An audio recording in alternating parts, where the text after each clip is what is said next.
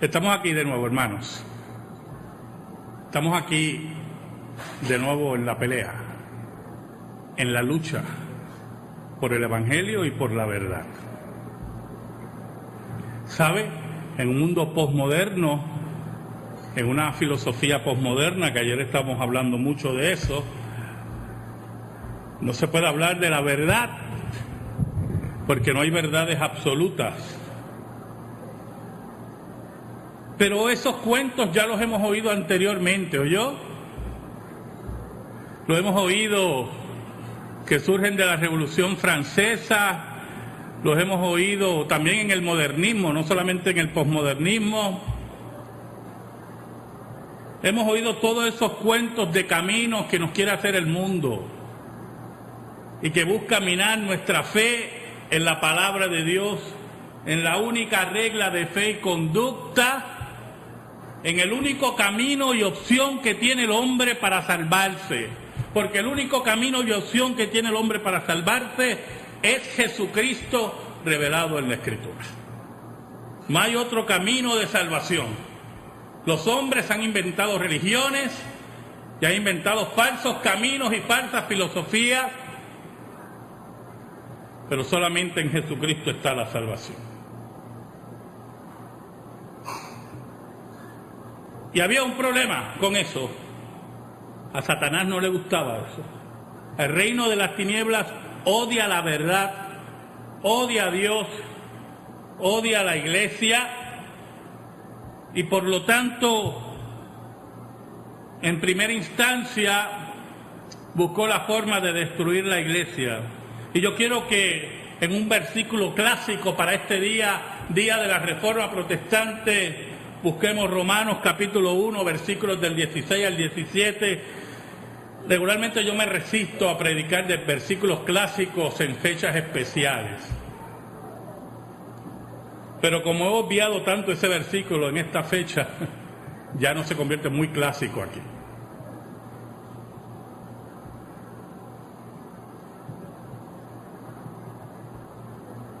Dice el apóstol Pablo en Romanos capítulo 1, versículos del 16 al 17,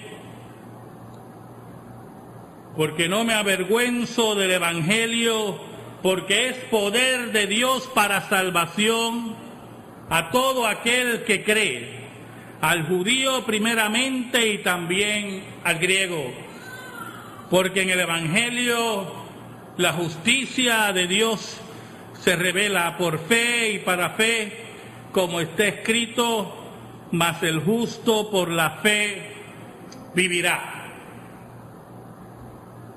Oramos. Gracias, Señor. Gracias te damos por tu Evangelio, el Evangelio liberador, el Evangelio que cambia la vida de los seres humanos. Gracias por él. Gracias porque en tu misterio y en tu soberanía inescrutable, tú escogiste a los tuyos desde antes de la fundación del mundo para que fueran hechos semejantes a tu Hijo. Yo te pido ahora, Señor, en el nombre de Jesús, que la palabra que sea predicada llegue al corazón de tu pueblo, que encienda una llama, que avives tu obra en medio de los tiempos, como dicen los profetas, y que tú solamente seas glorificado y adorado. Por Cristo Jesús. Amén y amén. Esta semana, hermanos, yo estuve meditando en mi casa sobre este sermón y me di cuenta de unos detallitos del día de la Reforma. ¿Sabe?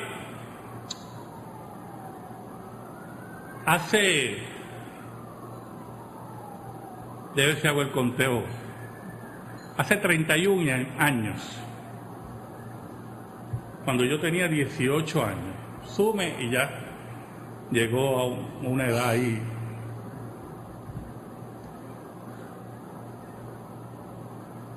Yo era presidente de los jóvenes de la iglesia Barbara Ann Rosler en Villa Carolina. Diana era mi novia. Y yo, en mi juventud e ignorancia, ¿verdad?, quería transmitirle a esos jóvenes lo que había en mi pecho, por lo que había aprendido. Me acuerdo que yo dirijo al grupo de jóvenes a celebrar el Día de la Reforma, a un grupo de jóvenes que no venían de una tradición reformada. La iglesia se componía de un grupo de jóvenes que venían de una división, de una iglesia bautista totalmente independiente y bastante desajustada la iglesia, ¿yo? Por no decir una iglesia de locos, vamos a hablar claro. Había un grupo de jóvenes y otros venían de la iglesia bautista de Carolina, que habían salido de esa iglesia bautista, ninguno tenía una tradición, ¿verdad?, así reformada, y llega este joven con su novia hermosísima y lo eligen presidente de los jóvenes y cometieron un error, porque ya yo era reformado y yo quería transmitir eso, y por lo tanto empiezo a hacer diferentes actividades, pero para mí el día central era el día de la reforma. Y ellos con mucho gusto, posiblemente, ¿verdad?, siguieron mis deseos juveniles, ¿verdad?, de celebrar el Día de la Reforma, pero no entendían ni papa, yo lo sé hasta el día de hoy. Hoy es que yo reconozco que yo le hablaba no chino, sino cantonés. Pero hermano, lo que pasaba era que eso que yo había aprendido, que me había sacado del legalismo y de la infelicidad que representa el evangelio de obras, eso que carcomía mi pecho, yo quería transmitirlo, que ellos tuvieran el gozo de la salvación, de haber conocido la gracia de Dios, y que las luchas espirituales que yo había experimentado, esas luchas por agradar a Dios por mis obras, por ganarme a Dios, por comprar a Dios, por ayunos y oraciones y diezmos y ofrenda, todo era una mentira. Posiblemente en mi ingenuidad creía que algunos ya estaban aprendiendo.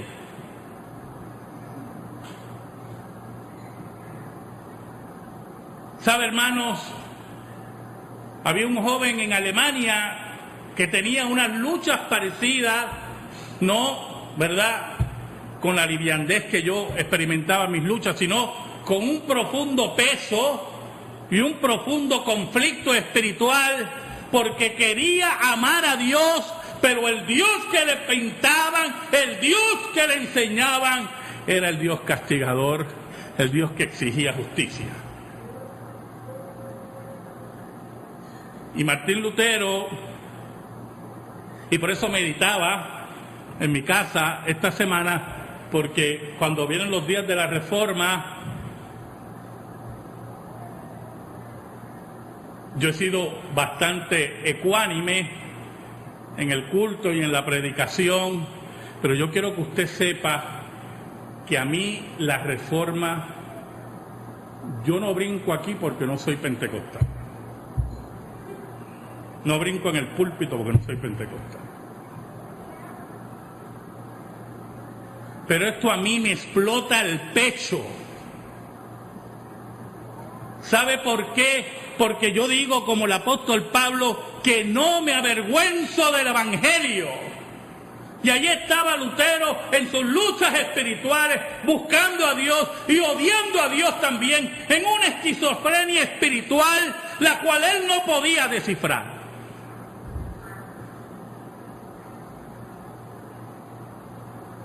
Había otro hombre con esa lucha también, San Ignacio de Loyola.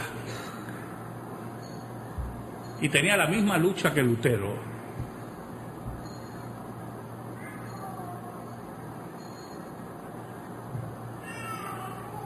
¿Sabe, hermanos? En esa búsqueda espiritual de este joven, fue a su confesor.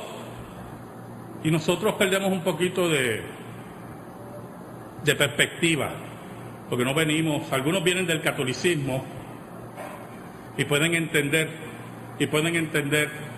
que lo que es un confesor, ¿verdad?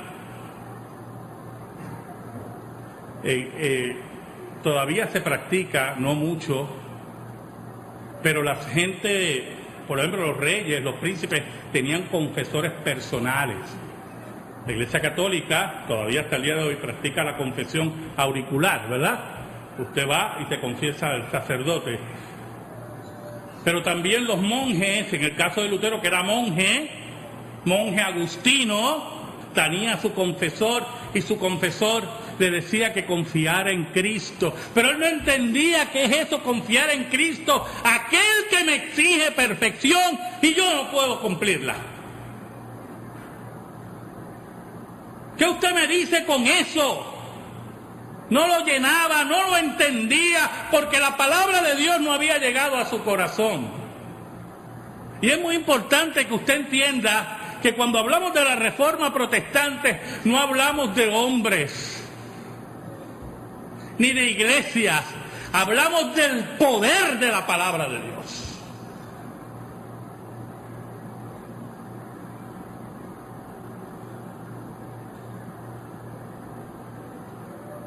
Lutero estaba dictando unas charlas, unos estudios sobre el libro de Romanos.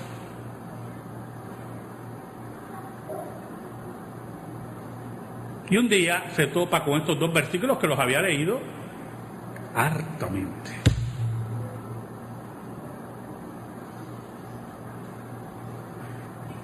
Yo le decía hoy, yo estaba predicando esta mañana en una iglesia bautista en Calley, que me invitaron a predicar. Y yo le decía a los hermanos, porque esperaba llegar a una iglesia, sé que la iglesia ya ha recibido parte de la Reforma, pero esperaba llegar a una fiesta de la Reforma. Pero no me encontré con eso. Y yo tenía un mensaje relacionado con la Reforma, no este mensaje, otro mensaje. Y yo le decía a ellos, ¿sabe, hermanos? Yo quiero que usted sepa que hoy los presbiterianos estamos de fiesta.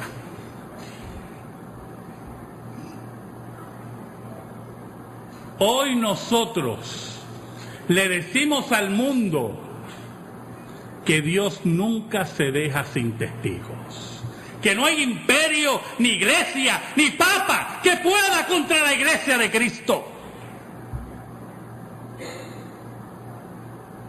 Y Lutero está leyendo estos versículos, el versículo 16 y 17 de Romanos, dice, porque no me avergüenzo del Evangelio, dice el apóstol Pablo. Oiga, y el apóstol Pablo, que fue perseguido allá, que fue apedreado acá, que lo dieron por muerto en otro lugar, que fue encarcelado,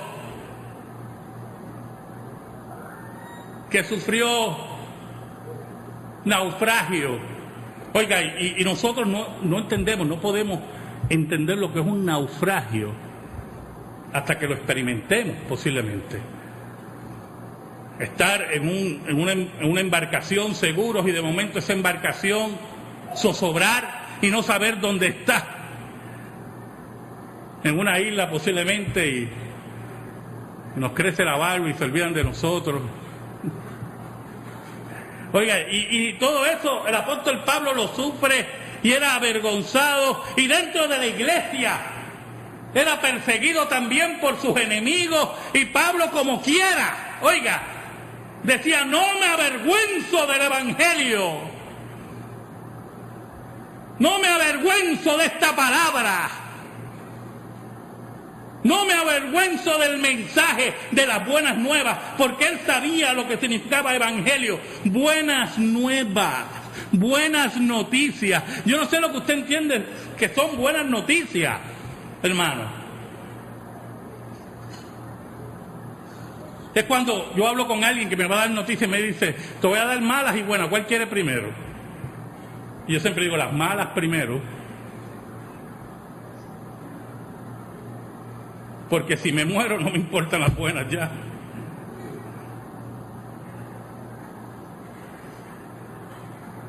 Pero en el Evangelio no hay malas noticias. No me avergüenzo del Evangelio, dice el apóstol Pablo. No me avergüenzo de las buenas noticias. Las buenas noticias que Dios se hizo hombre.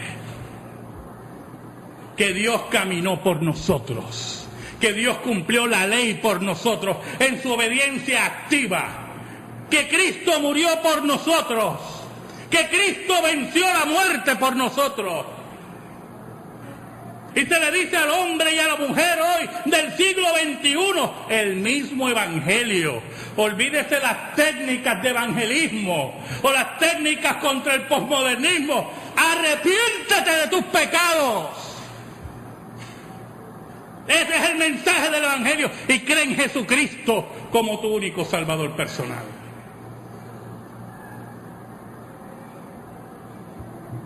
El apóstol Pablo no se avergonzaba y Lutero leía, yo tampoco me avergüenzo, pero ¿qué pasa? No tenía el gozo de la salvación. Y ¿sabe? Y San Ignacio de Loyola, el fundador de los jesuitas, tenía la misma lucha. Y una insatisfacción espiritual y la carga por sus pecados. Había sido un militar y buscaba refugio en diferentes lugares, refugio espiritual.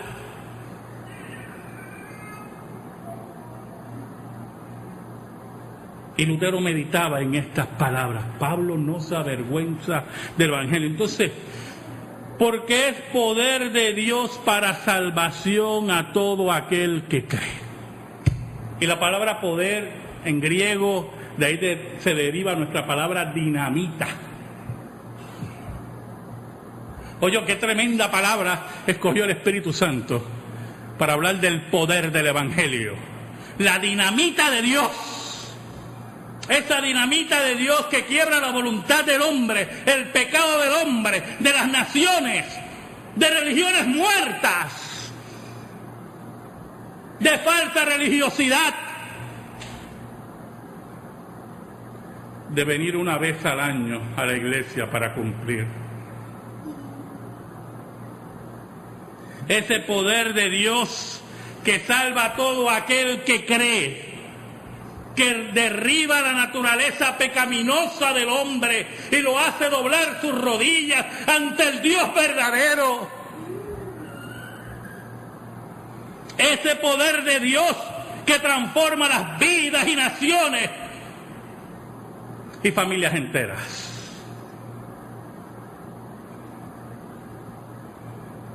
Y Lutero leía y decía, esto transforma la vida. Esto cambia al ser humano. Esto puede cambiar Alemania. Qué cosa tremenda, hermanos. Oiga, ese es el poder de Dios que puede transformar a nuestro país. Lo que pasa es que Dios no trabaja con cobardes. Dios trabaja con gente convencida que esa es la palabra eterna de Dios.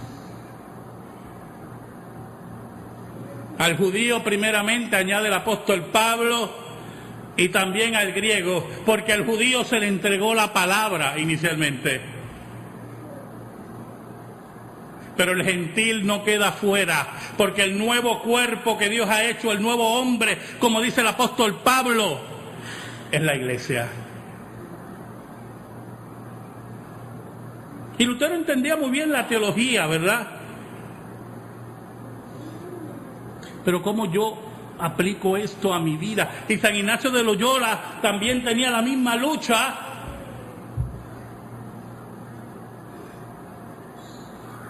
Pero el versículo 17,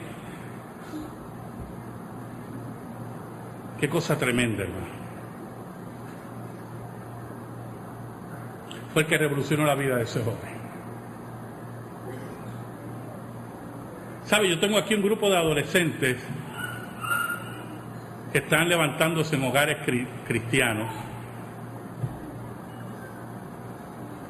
Algunos quieren ser abogados, otros no le he preguntado. Pero es muy importante que el adolescente entienda, como lo entendió ese joven Lutero, que no importa el título que tú tengas y lo que tú busques, si tú no tienes el Evangelio, tú estás muerto.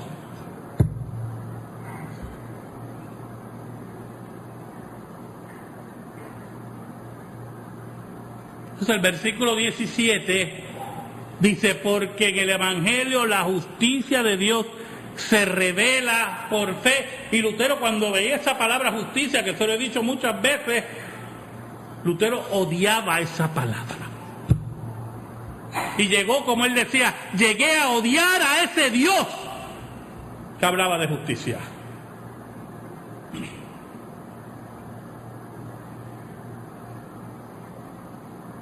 Porque él entendía muy bien lo que significa la palabra justicia. Dar a cada cual lo que se merece. Cuando usted pide justicia, usted pide que se dé lo que se merece. Y cuando Lutero veía su vida y veía sus pecados, ¿qué decía? Si la justicia de Dios se revela en mí, me va a aplastar. Pero como dice nuestro programa, hermano, esta justicia de Dios llega mediante la fe en Jesucristo.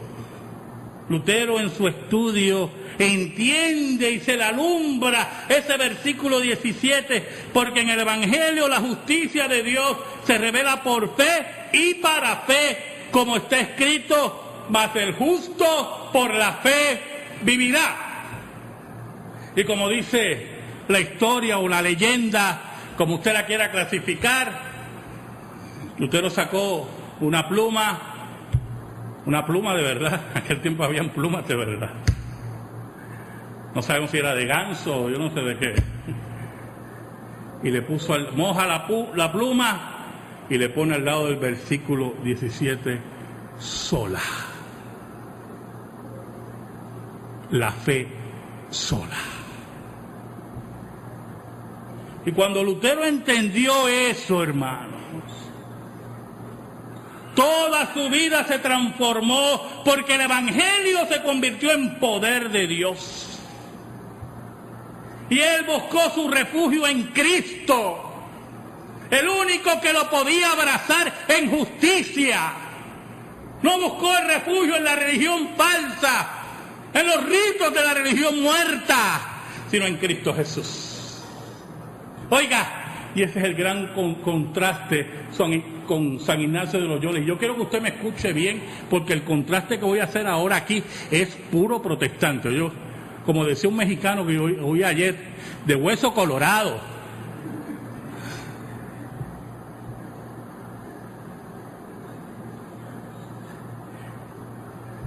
San Ignacio de Loyola tenía las mismas luchas.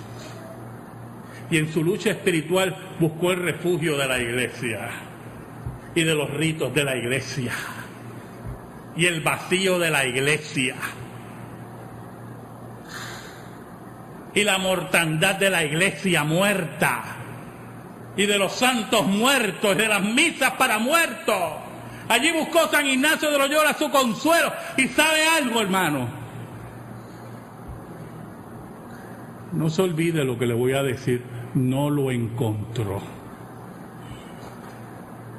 Y usted dirá, y si hubiera aquí un jesuita, lo más seguro me pega un tiro, pero Y usted dirá, pero ¿por qué usted dice eso, pastor? Después de 5 siglos busca a un hombre y le dice que no le encontró. ¿Sabe por qué? Porque por sus frutos usted conoce a la gente. Y San Ignacio de Loyola fundó los jesuitas. Y los jesuitas sembraron muerte y sangre en toda Europa, persiguiendo a los protestantes, odio y muerte contra la Iglesia de Cristo. Para él la fortaleza espiritual estaba en matar a un protestante, en quemar a un protestante. Su corazón estaba lleno de odio, de venganza. Era un corazón que no tenía a Cristo. Pero cuando Lutero encontró el refugio en Cristo, oiga hermano, ¿sabe lo que pasó?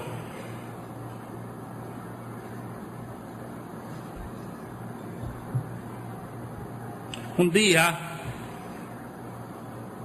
le dicen, doctor Lutero,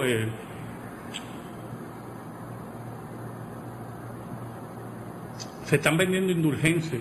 Indulgencias. Las indulgencias era algo viejo de la Iglesia Católica, ¿verdad? Eso no era ningún invento del siglo XVI. Sí, se están vendiendo indulgencias porque el Papa León X, que era un papa del Renacimiento, si no me equivoco, de la familia de los Medici, italiano, quería levantar la Basílica de San Pedro. Usted sabe la Basílica de San Pedro, ¿verdad? Yo estuve allí, algo impresionante, con el dinero del pueblo, ¿no yo? Con el engaño al pueblo, con la mentira religiosa al pueblo. Sí, yo sé, tengo los protestantes arriba hoy. Eso fue lo que medité esta semana. ¿Oye? Oiga, y le dijeron, y hay que levantar la basílica, y se está vendiendo indulgencias, perdón de pecados. Y Lutero dijo, ¿cómo es? ¿Perdón de pecados? Y había un sacerdote, Texel, de apellido Texel, que era un hombre, mire, como los Benny Hinn de ahora, y todos esos grupos de mentirosos y vividores de la Iglesia. Oiga, y decía, vengan, que el momento que la moneda entra en el cofre, el alma salta del purgatorio. Y tenía hasta un poema. El hijo de Satanás ese.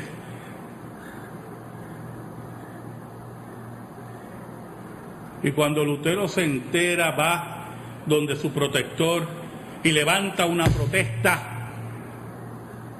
y escribe sus 95 tesis. Y dice, esto hay que discutirlo teológicamente. Mire la mentalidad de Lutero, un hombre que había encontrado el refugio en Cristo, pero no quería destruir la Iglesia.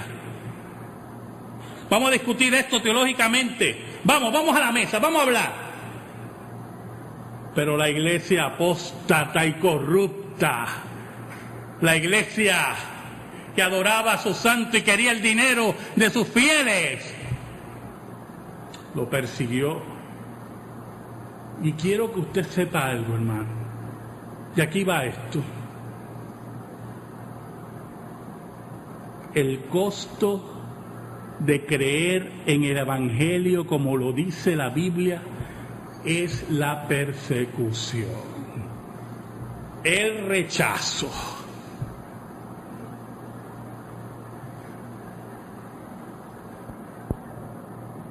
Y Lutero, con esa tranquilidad, fija sus 95 tesis y quiere discutir, y ve que nadie quiere discutir con él, sino que empiezan las condenaciones, las persecuciones. El Papa lo excomulga, lo llaman lobo, lo llaman cerdo, le dicen de todo. Y él firme, y el mundo se levantó contra Lutero. Y mientras Lutero fijaba las 95 tesis, un niño de 8 años jugaba con sus padres en Lyon, Francia, Juan Calvino. Y pronto recibiría el Evangelio de Cristo. Y la llama que empezaba en Alemania se movía a Francia, se movía a Suiza, se movía a toda Europa. porque el Evangelio no hay nadie que lo detenga.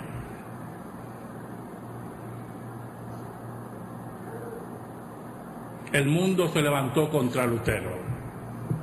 Juan Calvino huyó de su cátedra porque lo perseguían. Zwinglio murió en una guerra. Porque el precio de seguir el Evangelio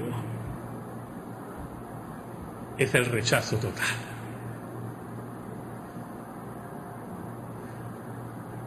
¿Sabe?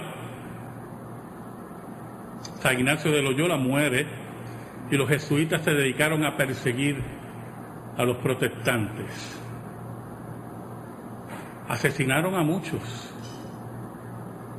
Fueron fieles a su fundador, fieles a su odio, porque nunca encontró el refugio en Cristo Jesús. Nunca encontró la paz que solamente emana de Cristo Jesús. Lutero fue declarado proscrito y podía ser asesinado por cualquiera en toda Europa. Había recompensa por su cabeza y él firme en Cristo Jesús, porque había descubierto el poder del Evangelio de Cristo y de la fe en Cristo, esa fe sola, sin obras muertas. ¿Saben, hermanos? Un día, a los 19 años me di cuenta que estaba perdiendo el tiempo con aquellos jóvenes.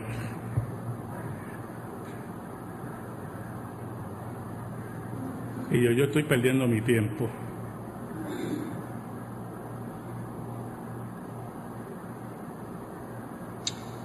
Y le dije a mi novia en aquel tiempo, mira, vamos a hacer otra cosa. Vámonos de aquí. Y empezó un peregrinaje duro, fuerte, que gracias a Dios no afectó nunca mi noviazgo ni mi matrimonio. Dios me había dado una compañera excelente.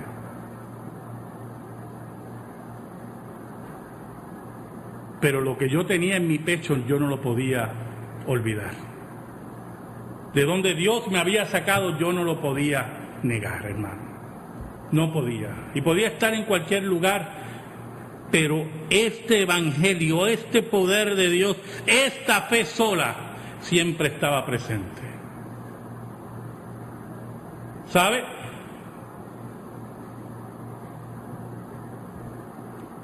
Se ofrecieron becas para estudiar en seminarios muertos, en cementerios que le llaman seminarios, grandes oportunidades eclesiásticas, pero había un problema: no amaban la palabra, no amaban a Dios. Y un día yo me refugié en Cristo, como lo hizo Lutero, y yo no lo podía abandonar, porque Él nunca me abandonó en los momentos más terribles de mi vida. Si tú entiendes eso, hermano, si tú entiendes el poder de la palabra, declarado por la Reforma, has conocido a Cristo. Amén.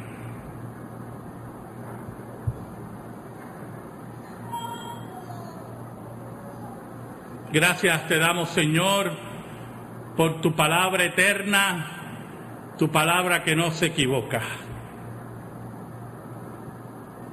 Te pido, Señor, en el nombre de Jesús, nombre que es sobre todo nombre, que tú llegues al corazón de tu pueblo,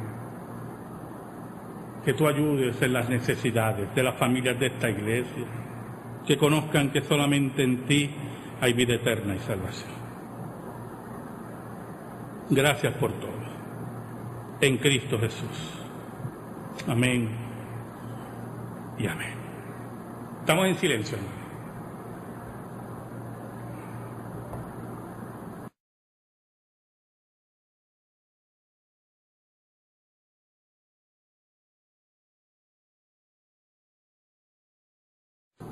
Estamos aquí de nuevo, hermanos. Estamos aquí de nuevo en la pelea, en la lucha por el Evangelio y por la verdad. ¿Sabe? En un mundo posmoderno, en una filosofía posmoderna, que ayer estábamos hablando mucho de eso, no se puede hablar de la verdad, porque no hay verdades absolutas. Pero esos cuentos ya los hemos oído anteriormente, ¿oyó? Lo hemos oído que surgen de la Revolución Francesa, los hemos oído también en el modernismo, no solamente en el posmodernismo. Hemos oído todos esos cuentos de caminos que nos quiere hacer el mundo y que busca minar nuestra fe en la palabra de Dios, en la única regla de fe y conducta, en el único camino y opción que tiene el hombre para salvarse. Porque el único camino y opción que tiene el hombre para salvarse es Jesucristo revelado en la Escritura. No hay otro camino de salvación. Los hombres han inventado religiones y han inventado falsos caminos y falsas filosofías, pero solamente en Jesucristo está la salvación. Y había un problema con eso. A Satanás no le gustaba eso. El reino de las tinieblas odia la verdad, odia a Dios, odia a la iglesia, y por lo tanto, en primera instancia, buscó la forma de destruir la iglesia. Y yo quiero que en un versículo clásico para este día, día de la Reforma Protestante, busquemos Romanos capítulo 1, versículos del 16 al 17. Regularmente yo me resisto a predicar de versículos clásicos en fechas especiales. Pero como he obviado tanto ese versículo en esta fecha, ya no se convierte muy clásico aquí.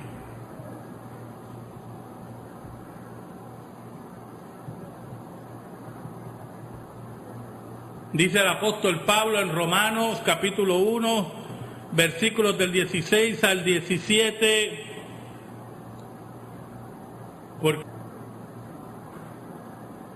y yo en mi juventud e ignorancia, ¿verdad?, quería transmitirle a esos jóvenes lo que había en mi pecho, por lo que había aprendido. Me acuerdo que yo dirijo al grupo de jóvenes a celebrar el Día de la Reforma, a un grupo de jóvenes que no venían de una tradición reformada. La iglesia se componía de un grupo de jóvenes que venían de una división, de una iglesia bautista, totalmente independiente y bastante desajustada la iglesia, ¿oyó? Por no decir una iglesia de locos, vamos a hablar claro.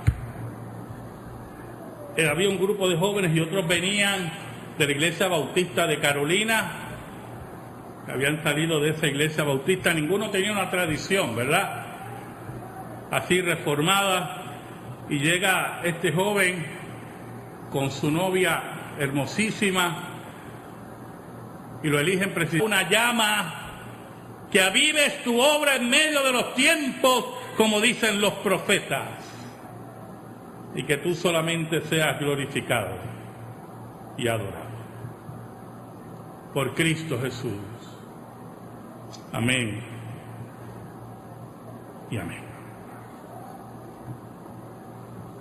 Esta semana, hermanos, yo estuve meditando en mi casa sobre este sermón y me di cuenta de unos detallitos del Día de la Reforma. ¿Sabe?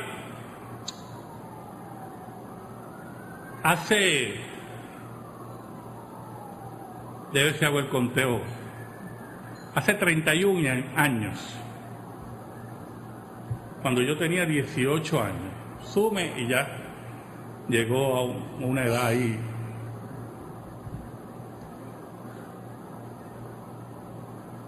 Yo era presidente de los jóvenes